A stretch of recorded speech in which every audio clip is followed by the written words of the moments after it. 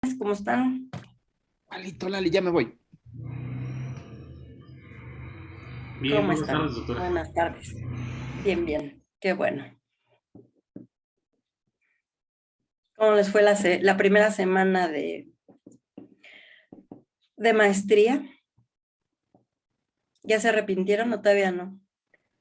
¿Sabe desde hace cuánto tiempo no hacía un resumen de de un escrito médico? Pues, desde que salí de la residencia, me da pena. Pero esa es la verdad. Me da pena, pero es la verdad. Y la verdad es que no se va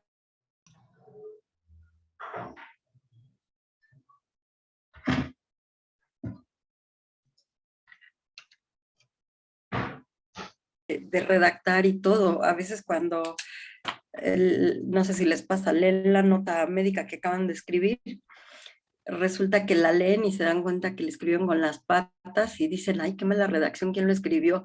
Y arriba ven su nombre y dicen, qué barbaridad. ¿Sí?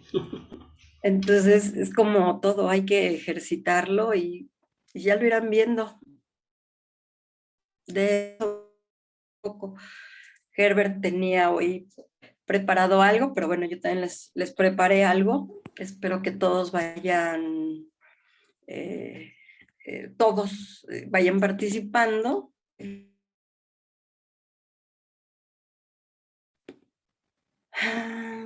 Porque es un poquito lo que Miguel comentaba.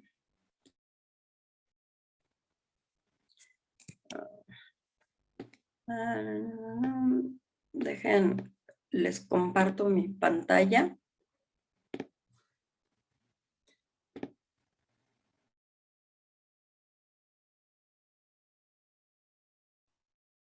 Nada más que me dejen.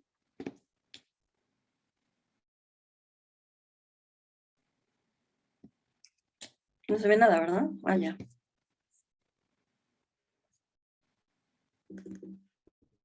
Ok. ¿Ya la ven? ¿La pantalla? ¿Ya? Sí, doctora. Sí, doctora. Ok.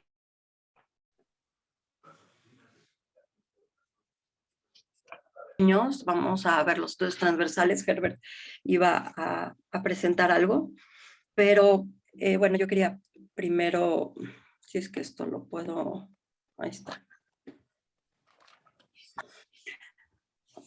Algo que estaba yo revisando es que a veces durante este proceso se les olvida o se nos damos por sentado otras. Y como ustedes pueden ver, a la hora de escribir o redactar un texto que va a ser su protocolo, pues todo el mundo se lo regresa porque está mal redactado, porque está mal editado, porque tiene faltas de ortografía, porque no pusieron en orden las cosas, etcétera. Pero no importa, vamos a irlo tratando de desglosar. ¿Cuál es el objetivo de todo esto? Bueno, el objetivo es entender a la investigación como un proceso que se va a componer de diferentes etapas. Ustedes están viviendo poco a poco esas pequeñas o diferentes etapas en, en este proceso. Empezaron gateando, luego caminan, luego correrán y al fin del camino pues ya podrán levantar su trabajo en una publicación, ojalá.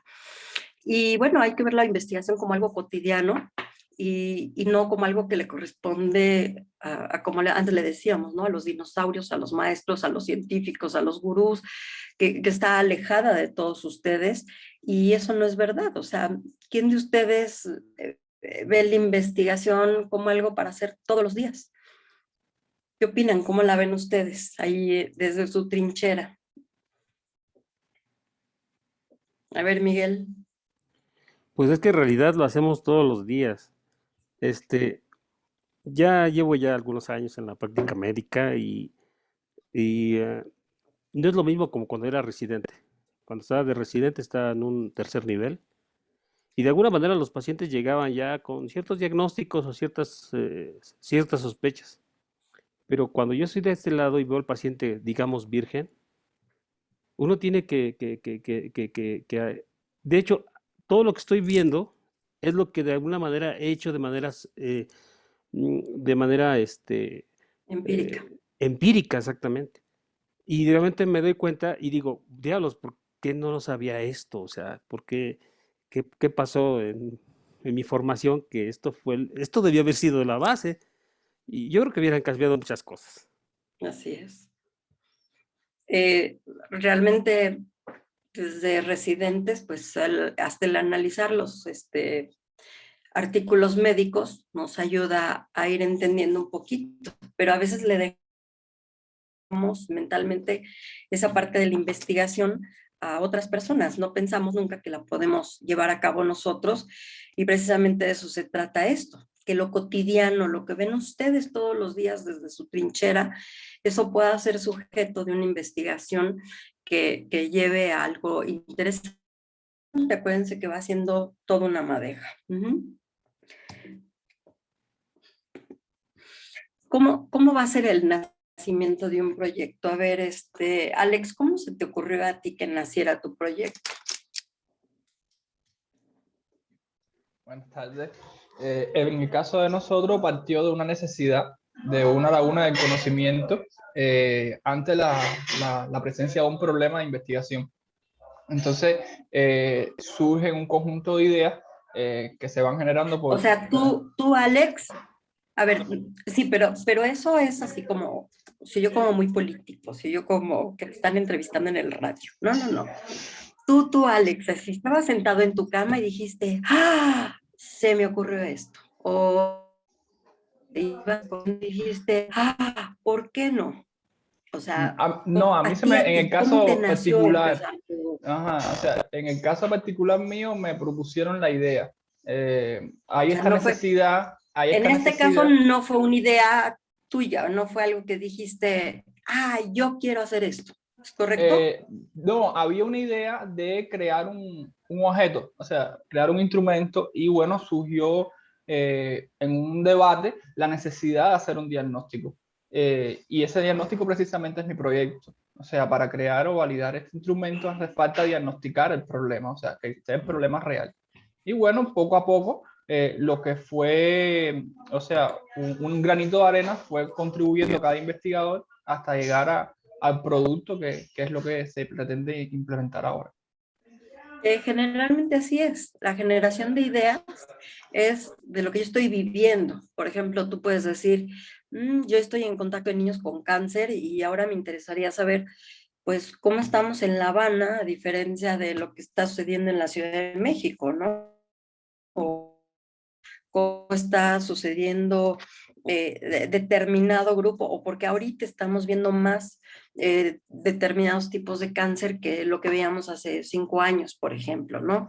Entonces, esa generación de ideas, como lo acabas de decir, bueno, pudo haber partido de ti solito, porque algunas de las tesis de ustedes han partido de ustedes solitos, o algunas otras pues han partido de juntarse con diferentes personas y decir, oye, ¿por qué no hacemos o llevamos a cabo de estos? ¿Qué fuentes de inspiración se les ocurre? ¿Qué fuentes de inspiración tienen? Vero, ¿con qué te Pues inspiras? de primera instancia los pacientes, cuando te encuentras con algún problema y a raíz de ello empiezas como a buscar qué es lo que se está haciendo en otros centros, qué es lo que se está haciendo quizá en otros países, que aquí tal vez no lo tengamos tan a la mano, pero ya que tenemos a nuestro paciente y tenemos el problema enfrente, entonces cuando dices, necesito ir más allá. Entonces, tu fuente de inspiración son los demás. Pues el paciente como tal, de decir, paciente. ok, necesitamos saber qué es lo que cómo podemos ayudar a resolver esta problemática. Ok, entonces tú partes de tener un problema con tu paciente y de ahí pues vas a otras fuentes, la literatura o no sé, los artículos relacionados o lo que sea, ¿no? Pues realmente sí, las fuentes de inspiración puede ser desde la manzana que se cayó a Galileo, es decir, hasta pues ahora lo que tenemos, ¿no? El internet, la revistas médicas, las publicaciones, hasta lo mismo que escuchan en esta clase, o voltear a la naturaleza, porque dices, ay, ¿qué pasa si les damos, no sé, agua del tlacote a los diabéticos, ¿no? O cosas así. Entonces, probablemente de ahí empieza una fuente de inspiración, probablemente de ahí empieza a salir un conocimiento que dices, bueno, ¿y por qué no lo busco en mi población? ¿Sí? Acuérdense que las fuentes de inspiración van a ser de dónde voy a tomar los datos ya establecidos en otras cosas. Una es la generación de ideas, que como se mencionaba, son de dónde parte lo que yo quiero hacer, y otro es dónde están esas fuentes, no nada más inspiración, sino a veces también que me aporten los conocimientos básicos de todo esto. Bueno, ya habíamos dicho que cómo surgen las ideas.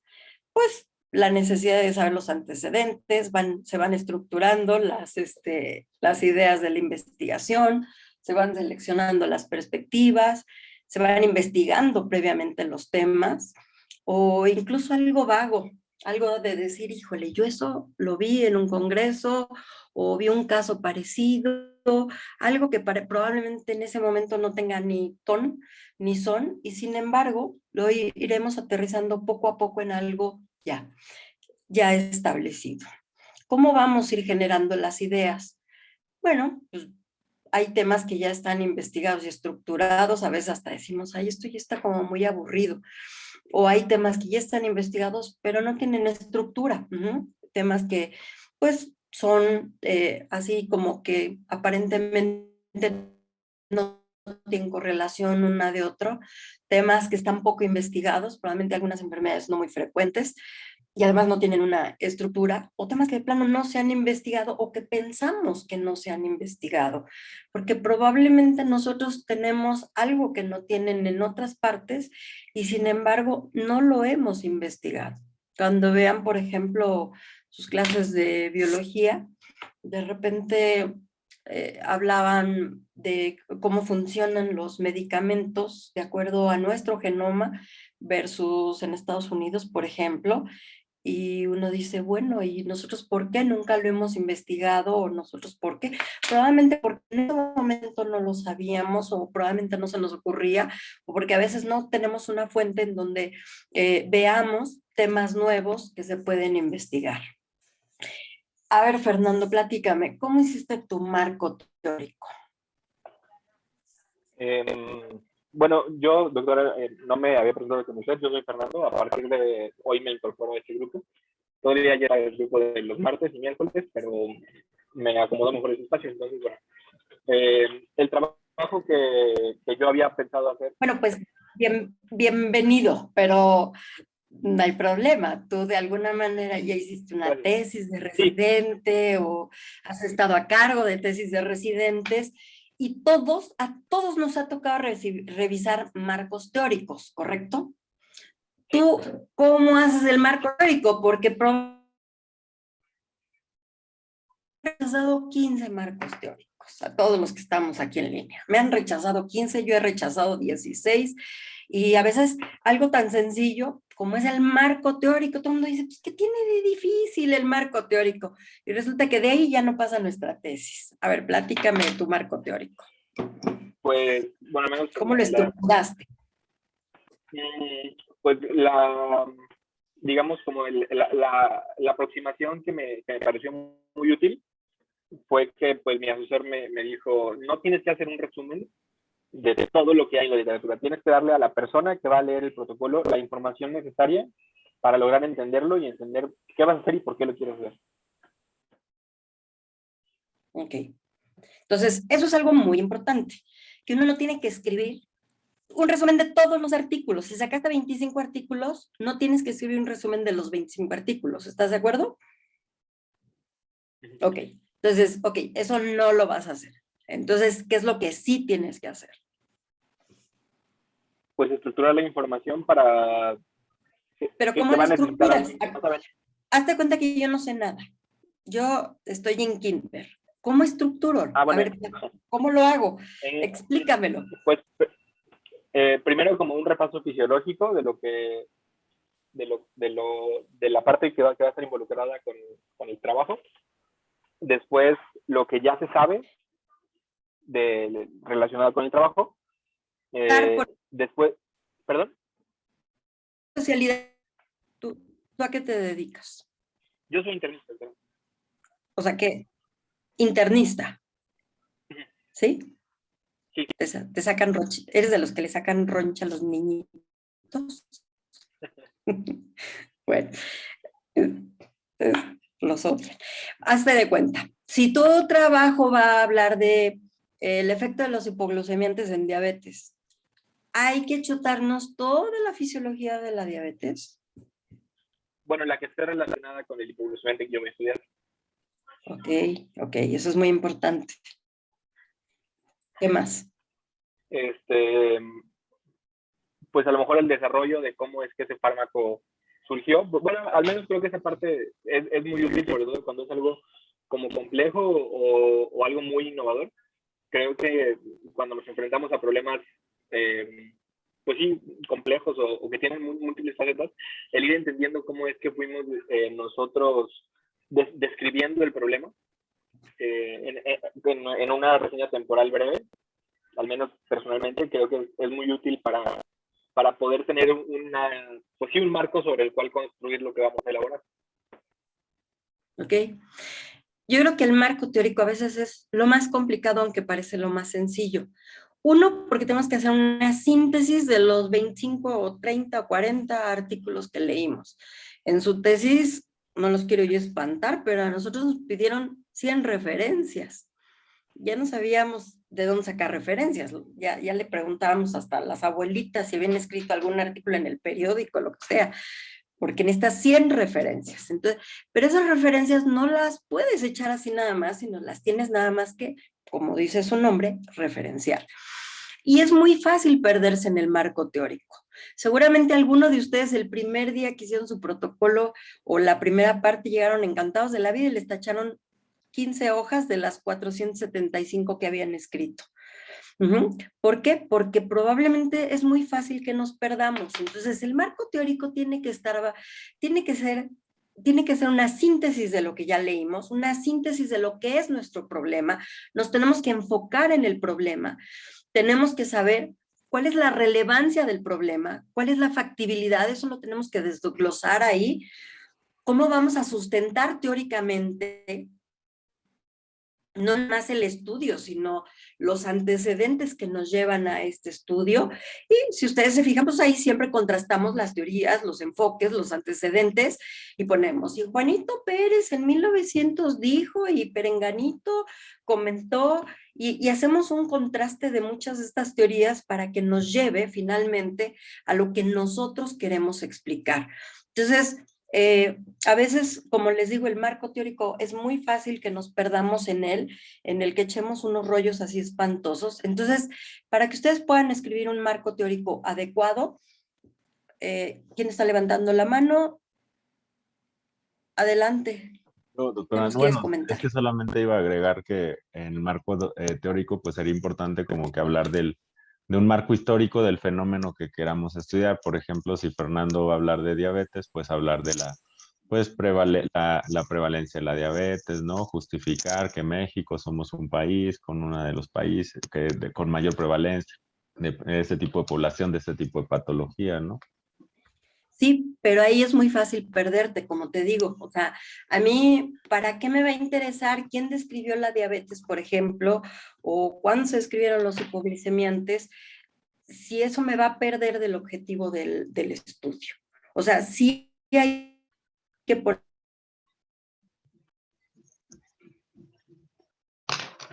en echar un rollo así espantoso que no llegue absolutamente a nada. Bueno, ustedes lo van a ver cuando revisan la literatura, van a decidir si la aceptan o la rechazan.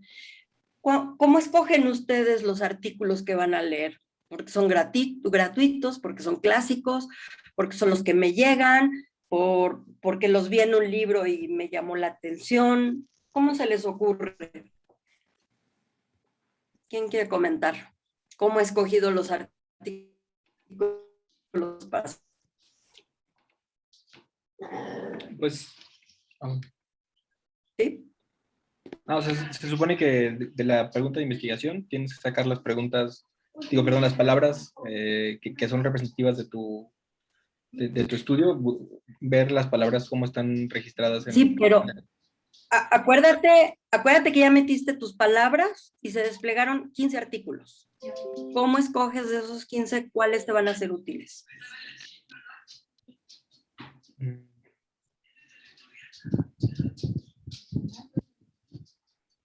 ¿Cómo lo haces? Pues, yo, ¿Sí? pues leo de manera superficial y aquellos que me llaman la atención, pues sí los leo de manera completa. ¿Ok? ¿Quién más? Bueno, perdón, a veces también lo que hago es que de alguna revisión relacionada con el tema, pues me voy a las referencias y veo, o sea, los estudios que ya seleccionó alguien más. ¿Ok? Miguel. Bueno, yo creo que no ha cambiado mucho esto desde que salimos de la residencia, pero aunque sean 15 o 20 artículos, mi estrategia que me funciona es el título. Si el título me convence, si el título se relaciona a lo que yo estoy buscando, ese artículo me conviene. Si el título no está bien definido o es muy ambiguo o no está relacionado a lo que yo quiero, lo desecho. No quiere decir que también, por un lado, ya lo quite o lo completamente, sino que en ese momento puede ser que de esos 15, pues me chute los 7, y después ya puede ser que ya con un poco más de calma pueda ver si algo de ese artículo le pueda servir, pero pues en esa situación yo siento que se avanza más. Ok. ¿Tú también querías decirnos algo? Platícanos. Sí, en el caso de nosotros, ya en el siglo XXI existen los grandes motores de búsqueda, ¿no?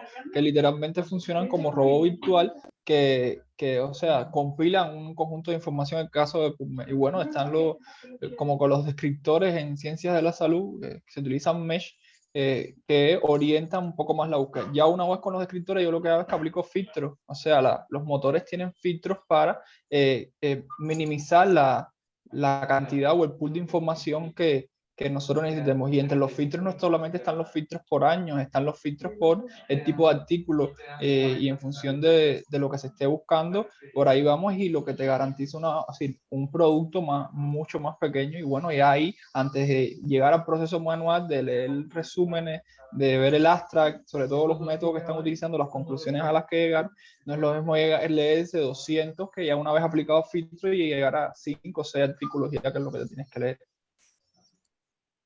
Ok, muy bien. Me encanta, me contestan como políticos, en serio. Les apuesto que agarran y ¡ay! Necesito 10 artículos, saca los primeros 10 que agarres, hombre. Ya luego vemos si los dejamos o los quitamos. Entonces, sí es muy importante y de alguna manera esto les va a ayudar a ser un poco cada vez más críticos, incluso si ustedes se fijan a lo largo de este camino que están recorriendo, cada vez se van a volver más selectivos en cuanto a lo que leen. O sea, ahorita tenemos una cantidad exagerada de literatura y de cosas que tenemos a la mano, de información que nos llega al teléfono, al correo, a lo que ustedes quieran. Estamos bombardeados de información.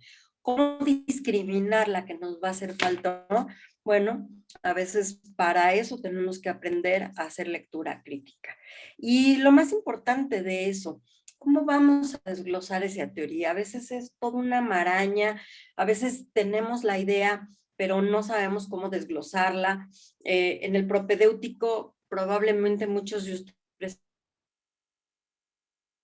la plática y decían, creo que me faltó, creo que no lo dije bien, creo que esto no lo expliqué, porque a veces llevarlo de la cabeza a la boca cuesta mucho trabajo. A veces uno tiene la idea, pero a veces ya hacer ese desglose de la teoría cuesta mucho trabajo, ya ponerlo en papel, ya llevarlo a la práctica y hacer todo eso. Después en sus trabajos, pues se van a hacer una pregunta de investigación. ¿Cómo vas a llevar a cabo eso? ¿Cómo van a hacer esa pregunta? Pues la van a hacer con base al objetivo que ustedes están buscando. Acuérdense que el título, el marco teórico, la pregunta, el planteamiento del problema, la justificación, todo tiene que llevar una armonía, todo debe de llevar el mismo camino. Entonces, la pregunta de investigación tiene que estar acorde a lo que ustedes están pensando y cómo van a redactar esa pregunta de investigación. El planteamiento del problema, pues también es afinar y estructurar la idea.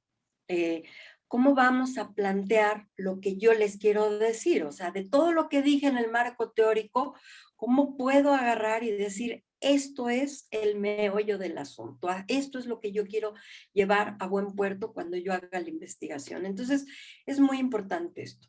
Y la justificación. ¿Qué razones me motivan para hacer ese estudio? Ahorita lo mencionaban, ¿qué hay en México? No, pues resulta que esto no se ha estudiado. Alguna vez yo propuse un trabajo y me dijeron, es que los gringos en pensamiento en todo, como para justificar lo que estamos haciendo, claro, sobre bases éticas, sobre bases bien hechas, y eso nos puede justificar hacer los estudios que estén en nuestro entorno para entender a veces alguna problemática que tenemos. No se les olvide, los objetivos van a ser generales o particulares. A veces queremos abarcar todo y ponemos generales, particulares, específicos, archiespecíficos, particular 1, particular 2, particular 3.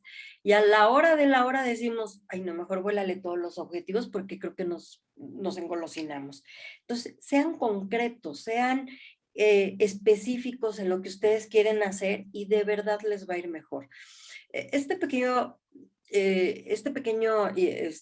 acotamiento lo estoy haciendo porque a veces nada más les decimos, escriban el protocolo, lean no sé qué, pero se nos olvida cómo está compuesto cada una de las partes de ese texto y eso probablemente les puede ir sirviendo. Entonces, bueno, ¿cómo se van a clasificar las investigaciones? En la investigación los objetivos más frecuentemente son, si queremos determinar las causas y los factores de la exposición que se asocian a la enfermedad, o queremos evaluar el tratamiento,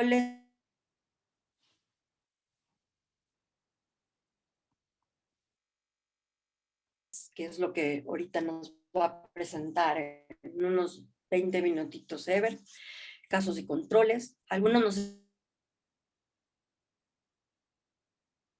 exposición y hay ensayos clínicos que evalúan una intervención, que están aleatorizados. Hay unos que intervienen sobre las características de los sujetos, sobre la forma de recolección de datos, sobre el seguimiento de la población a través del tiempo. Acuérdense que pueden ser experimentales y observacionales, o sea, la idea es que ustedes en su propio trabajo le vayan encontrando cuáles son las características de mi trabajo. ¿Es experimental o es observacional? ¿Qué estoy haciendo? Tengo un grupo control, estoy probando un tratamiento, un estudio, lo que sea. O estoy simplemente observando qué sucede en una población predeterminada y se acabó, ¿sí? ¿Cómo estoy haciendo mi temporalidad? Si es hacia adelante, agarro los datos y voy para adelante. Si tengo que voltear hacia atrás para ver los datos o me voy hacia los dos lados. Entonces, todo eso lo tienen que ir señalando en cualquiera de los estudios que decidan. ¿Cuáles son los estudios longitudinales en los que los sujetos los seguimos a través del tiempo, vemos su evolución, hacemos varias observaciones? O un estudio transversal en donde los eventos de la población y las características, ¡pum!, se hace todo al mismo tiempo. Si los vamos a hacer descriptivos, si los vamos a hacer analíticos, y cómo va a ser esa estructura. Entonces, nos presentas voy a dejar de compartir mi pantalla y ¿por qué no nos presentas, Herbert, lo que tú nos preparaste? Espero que todos lo hayan revisado también. Hola, doctora. Doctora, ¿me Lo que escucha? pasa es que creo que está confundida. Eric es el que va a preparar la clase. Bueno, perdón. No se preocupe, doctora. Bueno, ¿Ahí me escuchan? pero tú ya leíste, Herbert, no hay problema. Tú la podías dar. Sí, de hecho, si quieren, me Antes de arranco.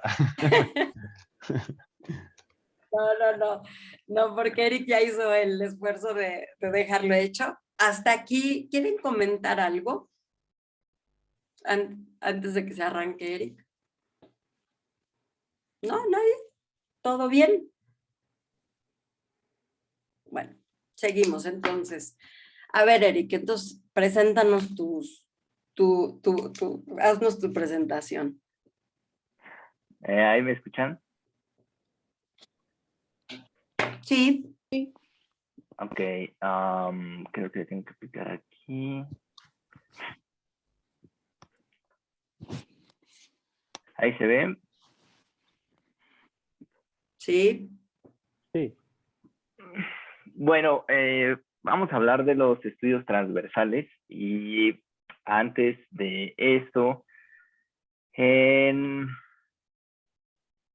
la revista del IMSS, sobre todo el doctor Talavera, que al parecer es médico internista y es parte del CAIC, escribió ahí unos datos interesantes en donde hablan sobre investigación clínica y epidemiología clínica. Quiero mover esto de aquí. Okay.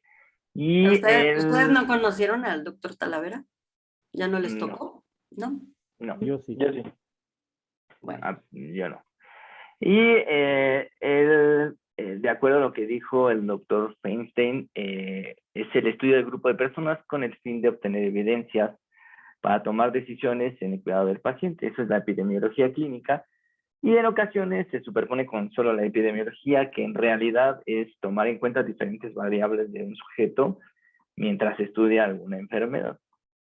Entonces, para hacer un estudio de investigación, hay que seguir un método científico y el método científico es único, no se puede alterar. Sin embargo, para poder estudiarlo hay maneras didácticas, las dividen en tres partes. Una que es el arquitectónico, que es la manera pues más real, en donde intentamos ver causa y efecto, como dijo la doctora, y algunos procesos que tiene el estudio en realidad. Otra forma es por enfoque por objetivos, que el objetivo es encontrar el diagnóstico, el tratamiento, causalidad, etcétera. Y el último es el metodológico, que lo que hace es jerarquizar la información de acuerdo a la importancia o la veracidad que nos va dando. En este caso, el ensayo clínico es el que tiene más veracidad o que es más importante, en teoría, porque hay estudios que son cohortes o encuestas en los que, si están bien diseñados, pueden aportar mucho más resultados que un ensayo clínico mal diseñado. Entonces, eso es justo lo que queremos entender y lo que vamos a ver. Para hacer un estudio de investigación hay que diseñarlo. Y el diseño del mismo tiene 4 puntos importantes. Uno es la maniobra que vamos a utilizar, y eso va a depender si nosotros la utilizamos o nosotros la agregamos, y si nada más la observamos. Entonces eso va a dividir en experimentales y observacionales. El seguimiento que va a tener los pacientes se dividen en longitudinales y transversales, que en este momento lo más importante son los transversales. Bueno, es el tema que estamos viendo. La direccionalidad, la proyectivo, retrolectivo y retroproyectivo, eso lo vamos a ver en un segundo más. Y el cuarto punto es la búsqueda o no de asociaciones, que va a ser descriptivo o comparativo. Ya hablando de los estudios transversales, lo más importante, o la característica, como bien dijo la doctora, es que se miden todas las cosas al mismo tiempo. La doctora Zainani, que es de la Universidad de Stanford y forma parte del Departamento de Epidemiología, ella en el 2011 publicó una definición que a mí me parece muy sencilla, y en donde miden los factores de riesgo que nosotros conocemos como maniobra y los desenlaces en un tiempo determinado. Y puede descubrir la asociación de la prevalencia de esta maniobra y el desenlace de la población. Todos los estudios tienen una lógica, o todo lo que sucede en el mundo tiene una lógica, y también la medicina. Entonces, en un estudio normal tenemos un estado basal, que son nuestros pacientes, antes de que ocurra la maniobra. La maniobra puede ser un medicamento, una enfermedad, un factor de riesgo o la exposición a algo, y el resultado. Habitualmente debería de ir en ese sentido, del 1, 2, 3. Y los ensayos clínicos se encargan de hacerlo de esa manera y seguirlos en un tiempo.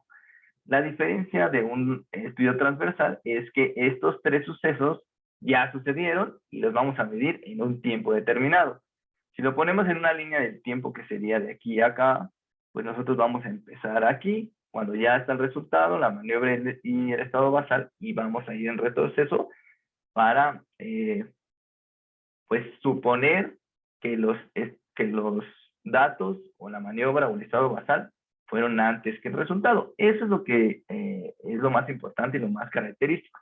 Para ejemplificarlo un poco más, esto sería el estado basal, la maniobra y el desenlace están al mismo tiempo, entonces nosotros asumimos que el paciente estaba de una forma, que tuvo esa maniobra y tuvo un desenlace.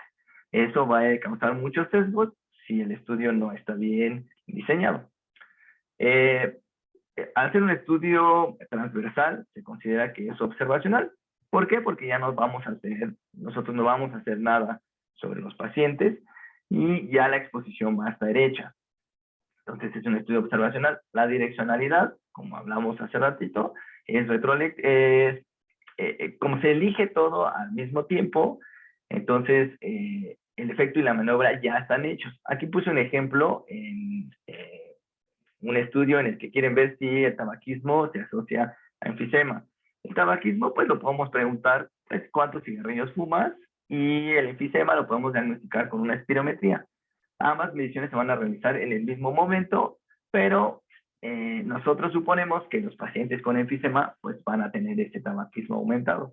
No sabemos cuánto tiempo lo tienen, si siempre fumaron lo mismo, si empezaron a fumar hace poco, etcétera. Solamente sabemos cuántos cigarrillos fuman hoy y si tienen enfisema. Eso deja ahí a la deriva ciertos resultados o ciertas partes importantes. Ahora, la temporalidad, que es lo que habíamos hablado hace ratito, pues es retroactivo porque ya todo se ocurrió y vamos a ir desde el desenlace hasta el estado basal. Hay 2 tipos de hacer este estudio transversal.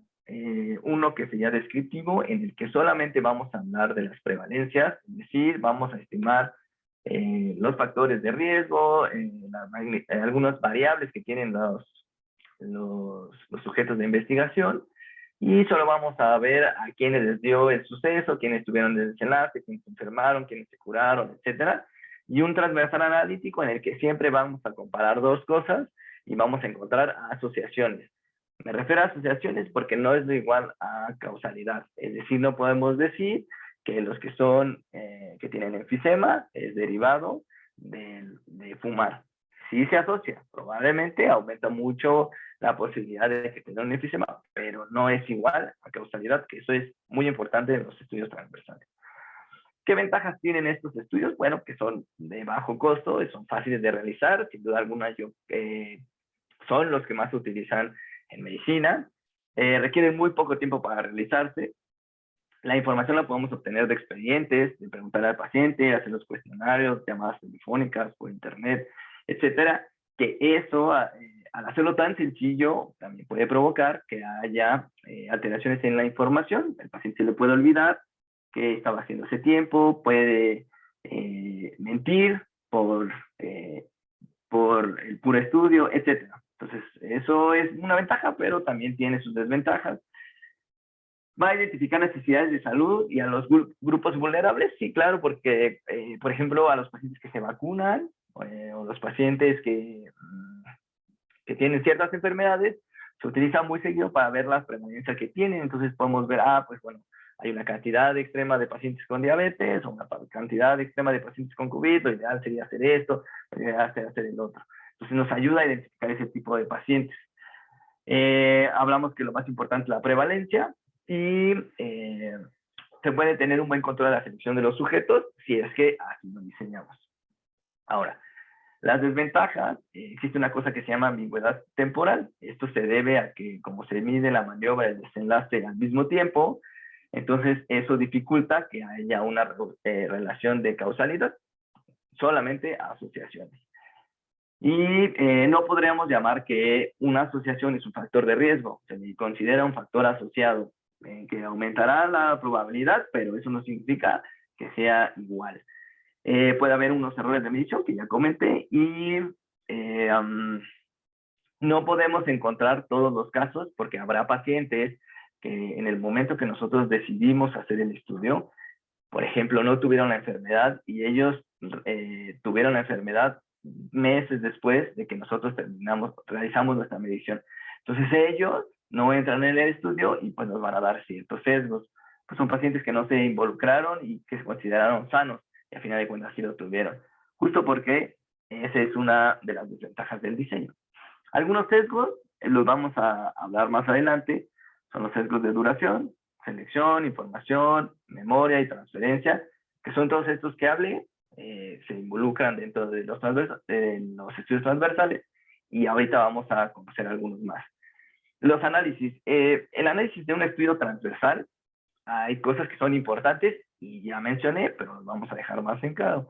Lo más importante es de hablar de prevalencia, de la enfermedad, de los factores de riesgo que tienen un paciente durante un estudio y algunas otras variables que se pueden investigar.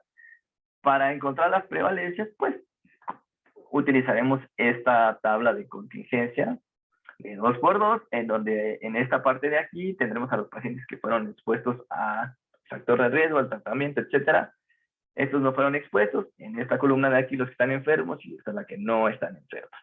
Entonces, para los estudios vamos a medir prevalencias. La proporción de sujetos que presentan un factor de riesgo, una enfermedad, un desenlace, y que incluye a todos los casos en ese mismo momento, en un determinado momento. Esa es una prevalencia. La diferencia de las incidencias, que son casos nuevos en un determinado momento. ¿Y cómo lo vamos a obtener?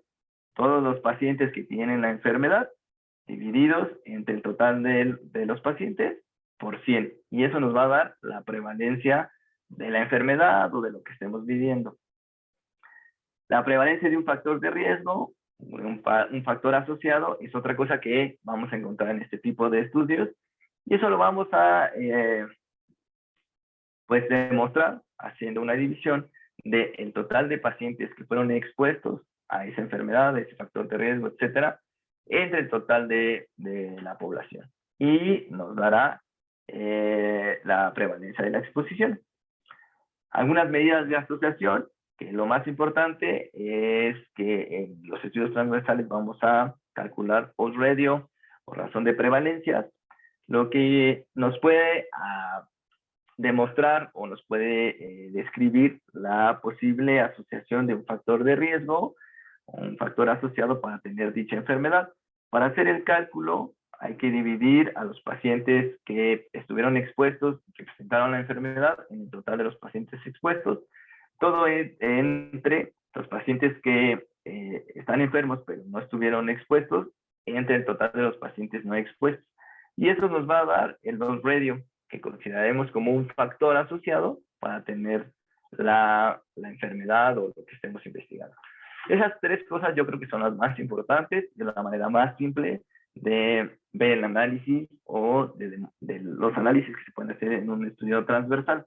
Ahora, los estudios transversales hay dos bien establecidos, también los estudios de corte pueden ser, pero vamos a hablar solo de la encuesta transversal y de los casos y controles. En la revista del IMSS, el doctor Talavera, también lo divide de estas dos formas. La encuesta transversal, como ya platicamos en los estudios transversales, no siguen una secuencia lógica, es decir, no hay un estado basal, una mayoría de desenlace. Todos los estudios son retrospectivos, por la misma razón que platicamos, son los más utilizados en la investigación y pues como todos los estudios transversales, pues son muy sencillos y menos difíciles que un ensayo clínico. Ahora, ¿qué es lo importante de esto? Y que me gustaría que nos quedáramos en las encuestas transversales o los estudios transversales, es que podemos saber o idear, asumir o reconstruir los procesos que sucedieron, pero no vamos a tener del todo la intensidad y el tiempo de exposición que tuvieron esos pacientes. Entonces lo vamos a asumir nada más y eso puede causarnos algunos sesgos. ¿Qué sesgos? Bueno, pues que creamos que la maniobra sucedió antes que el desenlace, cuando realmente la maniobra fue consecuencia de un desenlace. Es decir, pacientes diabéticos que queremos ver si se infartaron.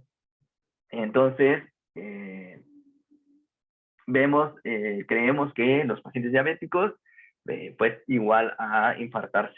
Pero algunos pacientes tienen obesidad, fuman, tienen insuficiencia cardíaca, algunas otras alteraciones arteriales que ayudan o llevan a tener un infarto agudo del miocardio y no es directamente proporcional o directamente consecuencia de la diabetes, y allí podemos tener diferentes problemas. Entonces, esa es una de las complicaciones. Uno de los sesgos importantes es de susceptibilidad pronóstica. Eso quiere decir que tenemos o elegimos ciertos pacientes que ya tienen una probabilidad de tener el desenlace y que no lo tomamos en cuenta. Es decir, pues pacientes con obesidad muy probablemente tienen más riesgo de infartarse que los pacientes que no sean obesos, o los pacientes que tienen diabetes tienen más fácil de infartarse que los que no, etcétera, etcétera. Para eso tendríamos que, pues, tener bien decididos los criterios que vamos a utilizar para incluir a los pacientes en su estado basal. Algunos de los otros problemas o de sesgos son el sesgo de ejecución, es decir, eso tiene que ver con la maniobra. A los pacientes que ya tienen un factor de riesgo, o les vamos a dar o se les dio un medicamento, o se les hizo una cirugía, etcétera, puede que haya otras variables que afectan esa maniobra y que eso lleve a una consecuencia distinta en el desenlace y no sea solo por la maniobra. Entonces hay que tomar en cuenta esas variables que también son agregadas. Además de que en los grupos que si tenemos casos y controles, pues podemos pensar que los que son casos, pues los vamos a tomar más en cuenta. Y entonces, sí, subió ligeramente esto, entonces probablemente sí, era positivo, etcétera, etcétera. Entonces vamos a tener ciertas alteraciones o ciertos sesgos en la ejecución de la maniobra. Sesgo de transferencia, ya hemos platicado, algunos pacientes podemos perderlos durante el proceso. Algunos pacientes ni siquiera van a ser contabilizados porque murieron y no se tomaron en cuenta en el momento que yo tomé los datos. Algunos pacientes no mostraron enfermedad hasta después de que acabaron la recopilación de datos, y entonces pues ya no se tomaron en cuenta, etcétera. Y el sesgo de detección, bueno, pues que en el grupo que tienen más que se llaman casos, pues vamos a tener diferentes diferentes evaluaciones, y vamos a considerarlos o vamos a sobreinterpretar los resultados de la maniobra. ¿Cómo evitamos estos riesgos? Bueno, poniendo unos criterios de selección adecuados en los pacientes que se van a ingresar a este estudio. Definir exactamente las características de la maniobra y del desenlace. Es decir, nosotros les dimos tantos miligramos por tanto tiempo y nada más. Y el desenlace es diagnóstico o es mortalidad o es la morbilidad, o etcétera, y fue así, ya sabes. Para que los pacientes que salen de eso, pues no sean involucrados en el estudio y haya muchos menos sesgos.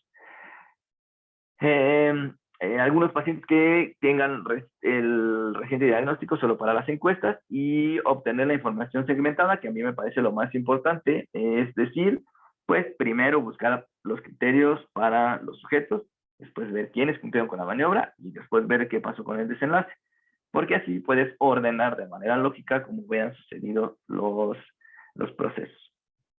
Casos y controles es un estudio igual transversal en donde vamos a medir todo al mismo tiempo, pero como el nombre lo dice, hay un grupo para los casos y un grupo para los controles, y la idea es asociar las diferencias entre uno y otro.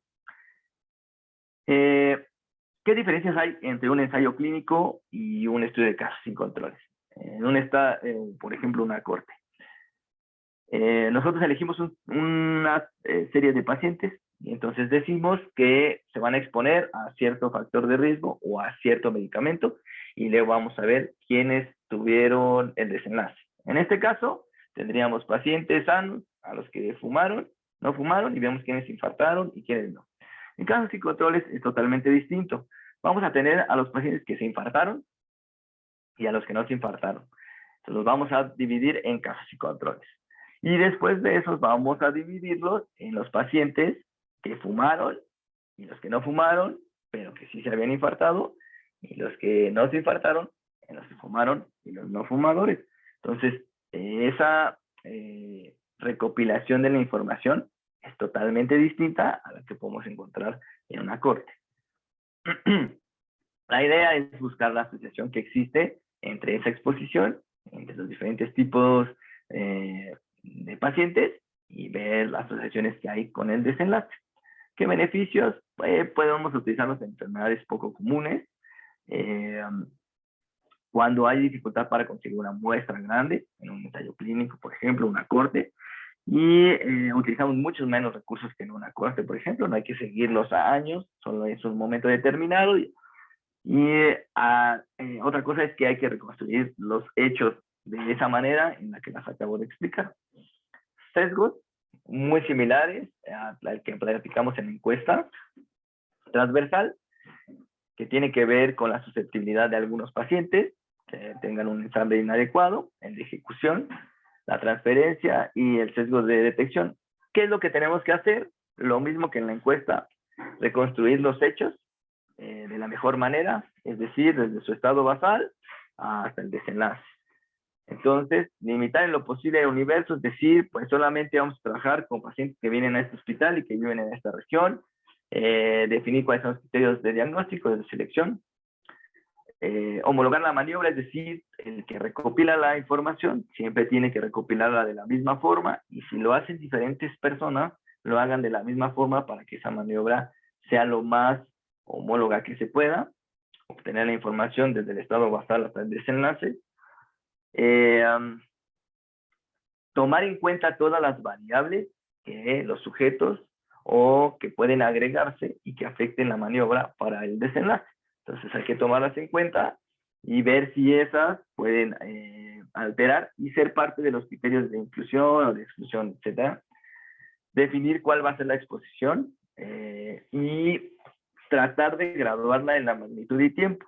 Es decir, como hablamos de los pacientes que fumaron, pues habrá una cierta cantidad de pacientes que fumen 5 cigarrillos, pero durante cuánto tiempo lo han hecho, no es lo mismo a los que fuman una cajetilla, pero hace 2 días solamente fumaban 3. Entonces sí hay que tomar en cuenta ese tipo de cosas y especificar correctamente cuáles van a ser considerados los casos y cuáles van a ser considerados los controles, que yo creo que en este tipo de estudios es lo más complicado.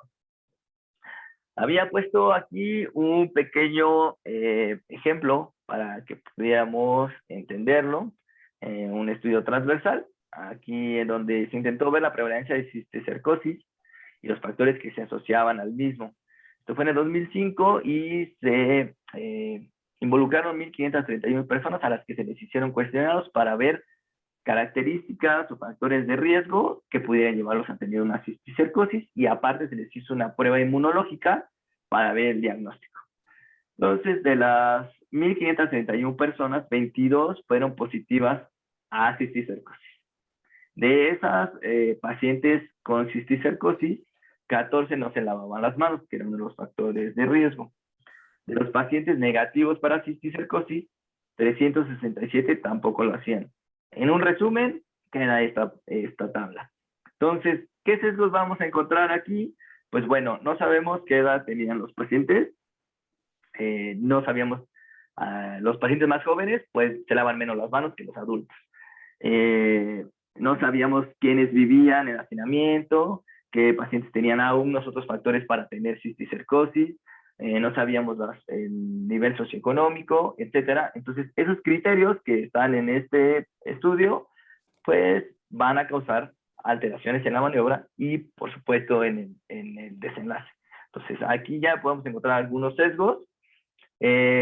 Otra cosa durante la maniobra o la ejecución es que los pacientes pueden contestar su encuesta y, pues, mentir. Decir, pues, yo sí me lavo las manos porque yo sé que no lavarse las manos está mal. Entonces, aunque no me las laves, voy a poner que sí me las lavo. Probablemente se pueda alterar este tipo de resultados, etcétera. Pero bueno, tenemos los resultados y de los 14 pacientes que no se lavaban las manos, 14 fueron positivos a cisticercosis.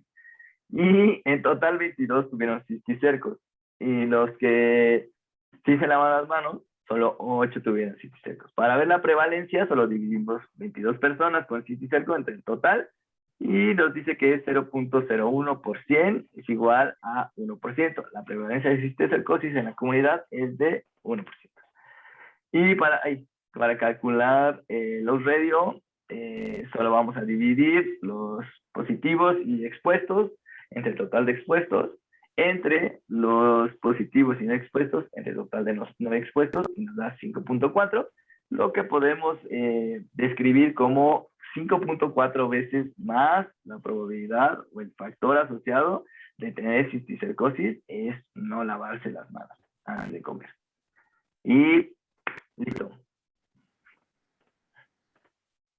No, pues ya.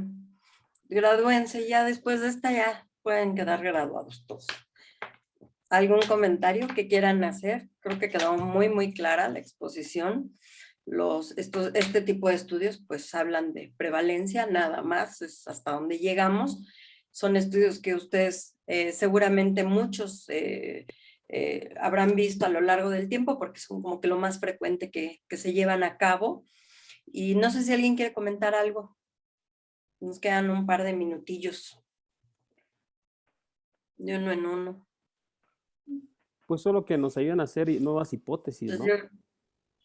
Pues nos ayudan a ver en dónde estamos parados. A veces necesitamos saber realmente la prevalencia de algo que estamos observando en nuestro medio y de ahí partir con otro tipo o con otra estructura de estudio, claro. Creo que en la charla decía es que los ensayos clínicos son mejores. Bueno, es que yo siempre le he dicho, depende de lo que queremos describir en nuestra población, en nuestro entorno. Probablemente a veces este es mucho más útil que otro tipo de estudios. Bueno, pues la próxima, porque les queda el maratón toda la tarde. La próxima semana vamos a ver casos y controles y quién lo presenta. Así, en 20 minutitos, 25 minutitos. Yo. Mari Carmen, muy bien. Perfecto. Y misma hora.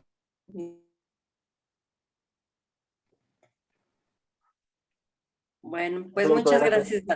Muchas gracias a todos. Nos vemos el próximo jueves. Bye. Gracias.